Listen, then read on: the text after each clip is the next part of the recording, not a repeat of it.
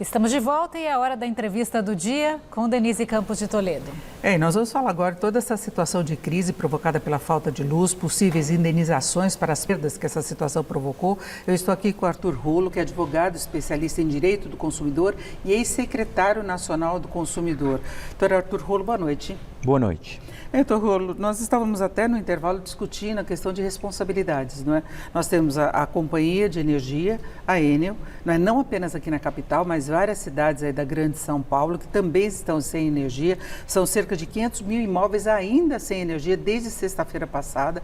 Isso pega comércio, pega pessoas que têm doentes em casa, a pessoa, por exemplo, que tem que guardar insulina na geladeira, quem faz hemodiálise em casa, e é um transtorno para todos, né? E todo mundo precisa de energia elétrica, inclusive pelo uso crescente de redes sociais, inclusive para você poder reclamar da falta de luz, falta de água, que a Sabesp também comprometeu o serviço. E aí, como é que começamos pelas responsabilidades? Bom, primeiro eu tenho ouvido representantes da Enel falando que era um evento imprevisível. Há uma semana atrás a gente já sabia que ia ter um ciclone na cidade de São Paulo. Então o evento estava previsto. Significa que a empresa, ainda que fosse feriado, tinha que ter mais equipes nas ruas, o que não aconteceu. Já tem reportagem, inclusive, dizendo que nos últimos anos ela diminuiu as suas equipes. Mas o que acontece é que a ANEEL tem uma regulamentação que diz que em 48 horas, qualquer evento anormal que gere a ruptura da energia, a descontinuidade da energia, tem que ser resolvido em até 48 horas. E a gente está dobrando este prazo. Então, todos os parâmetros possíveis e imagináveis estão sendo inobservados aí. Ah, é um evento da natureza? É sim. Só que a empresa responde objetivamente por isso, principalmente quando não cumpre os prazos da ANEEL. Esse prazo de 48 horas está sendo dobrado em alguns casos. Então, todos esses prejuízos podem ser ressarcidos. A gente tem aqueles chamados danos materiais. O que são danos materiais? Todos os prejuízos efetivos. Então, perdeu o remédio que estava na geladeira, dano material. Perdeu o alimento que estava na geladeira, dano material. Como é que eu faço para comprovar isso? Se tiver uma nota fiscal, melhor, mas dá para provar através de vídeo, através de foto e através de testemunhas. Por exemplo, chamar um vizinho para conferir o que tinha na geladeira. Mas se tiver uma nota fiscal, melhor. E aí o caminho é pedir o ressarcimento junto à empresa, o mais rápido possível. Tem os canais de atendimento na empresa via internet. Se não conseguir, tem o www.consumidor.gov.br. Dá para reclamar por lá também. Reclama.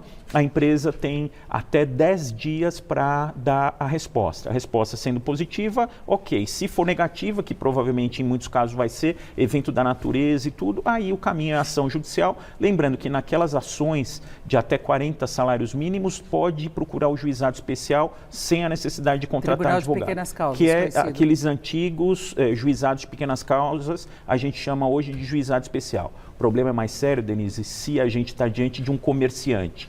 Teve muito restaurante que ficou 2, 3 dias sem funcionar. Isso é o que a gente chama em direito de lucro cessante. Aquilo que o restaurante deixou de faturar. Normalmente, em um final de semana prolongado de feriado, os restaurantes faturam mais. Então, eles têm que ser compensados por esse não faturamento. E, além disso, muitos tiveram perdas também em geladeiras, freezer, queijo, feijoada, enfim, todo tipo de alimento, todo tipo de insumo para fazer a comida foi estragado, tudo isso tem que ser ressarcido, o caminho é o mesmo também. E tem responsabilidade dos governos, o governo estadual está tentando inclusive negociar agora a indenização, está tendo uma reunião junto com os prefeitos, junto com a ANEEL, que é a agência encarregada da área de energia, e a concessionária, né, que assumiu a privatização da Eletropaulo.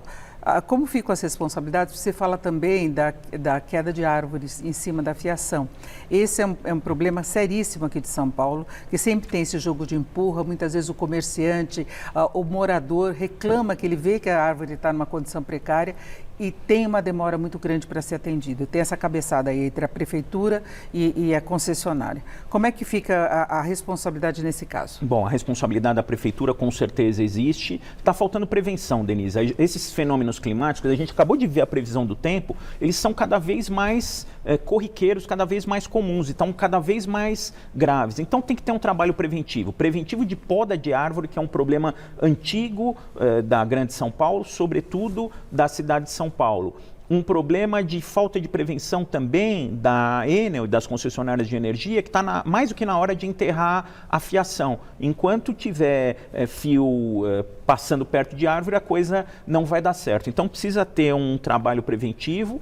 A prefeitura responde, por exemplo, teve gente que teve o carro danificado porque caiu a árvore em cima, aí o problema não é da Enel, o problema é da prefeitura, de responsabilizar a prefeitura, que a gente sabe que tem árvore com cupim, que tem árvore que está caindo, que os moradores ficam pedindo para retirar essas árvores, né? E aí não acontece. Então, se tiver ainda um pedido de poda de árvore e a poda de árvore não aconteceu, um pedido de corte de árvore e o corte de árvore não aconteceu, fica mais ainda evidente a responsabilidade da prefeitura. Para o consumidor, é da Enel a responsabilidade e também da prefeitura. E o Estado, Denise, só complementando, acabou demorando para agir. O governador está tendo que interferir ele pessoalmente. Isso daí é um problema do PROCON, do secretário de Justiça, mas nada aconteceu no final de semana. O governador está tendo que entrar no circuito e se responsabilizar diretamente por isso. Agora, pela sua experiência como advogado e também na área do consumidor, esses processos são demorados, têm custo elevado, dão algum resultado? A pessoa vai perder tempo, vai gastar mais ainda com o advogado e não vai conseguir o resultado da indenização? O Ministério Público está investigando o ideal para que todo mundo seja beneficiado, que o Ministério Público entre com uma ação coletiva. Institutos de defesa do consumidor, associações de defesa do consumidor podem fazer isso também. Esse é o melhor caminho, porque aí resolve o problema de todo mundo, porque um caso como esse, até o judiciário está com um prazo suspenso, o judiciário de São Paulo teve que suspender prazo. E um caso como esse, Denise, acaba com o judiciário em matéria de processo. Então, o ideal, sob o ponto de vista do Poder Judiciário, é que entre com uma ação coletiva para resolver todos esses problemas, tanto de punição com a empresa, como de resolver o problema individual dos consumidores. E aí ficaria para os consumidores só provar o prejuízo que eles tiveram no caso de um êxito da ação coletiva. E tem o problema também da Sabesp de falta de água por consequência de falta de energia, que a Sabesp também deveria estar preparada para isso, com geradores, como acontece com hospitais, né? Inadmissível a Sabesp não ter gerador, e aí o problema é um problema ainda maior. Sem luz, o consumidor fica sem dignidade. Sem luz e sem água, ele não tem como ficar em casa. Teve gente que acabou internet, né? Sem internet, que hoje também é um serviço essencial. Teve consumidor, Denise, que acabou se hospedando em hotel porque não conseguia usar banheiro, não conseguia tomar banho, não conseguia fazer nada. Agora, antes de encerrar, mas eu queria saber a responsabilidade de seguradoras em relação a carros que foram danificados por causa de árvores, moradias que têm seguro residencial, não é? E nesses casos que são por consequência de fatores climáticos, tem indenização? Esses fatores climáticos, para aqueles carros que têm, por exemplo, seguro total, aquele seguro que compreende, inclusive, responsabilidade de terceiros, roubo, furto e danos a terceiros, esses eventos, eles são cobertos. Só não vai haver a cobertura quando o consumidor deliberadamente entrar, por exemplo, num local alagado e aí ele agrava o risco. Agora, é importante, muita gente tem seguro residencial, não está se dando conta disso, Denise. Então, quem teve produto estragado na geladeira, normalmente esses seguros residenciais compreendem queima de aparelho elétrico, compreende produto estragado na geladeira, e os seguros do condomínio também, por exemplo, condomínio que tem gerador, ficaram com geradores funcionando por horas, gastando diesel, isso também entra no seguro do condomínio. E no caso de árvore que caiu no imóvel, o seguro também paga? Seguro também paga. É um evento da natureza? Mas é um evento previsível e isso está compreendido. Pode ser que a seguradora negue, aí vale a pena entrar com ação judicial. Você perguntou se as ações demoram. Tem ações que demoram mais, outras demoram menos, mas é coisa de 1 ano até 1 ano em primeiro grau, no máximo, e mais 1, 2 anos em segundo grau, que é no tribunal. Então, até você receber o dinheiro, se não processar a prefeitura, porque aí demora muito mais, 3 anos, 4 anos está com dinheiro no bolso. Mas vale a pena, porque isso é exercer cidadania, não dá para deixar para trás uma situação como essa. É o direito do consumidor, do cidadão. Com certeza. Eu agradeço muito a participação do advogado Arthur Rolo, que é especialista em direito do consumidor e ex-secretário nacional do consumidor. Doutor Arthur Rolo, muito obrigada, uma boa noite. Eu que agradeço, boa noite. Com vocês.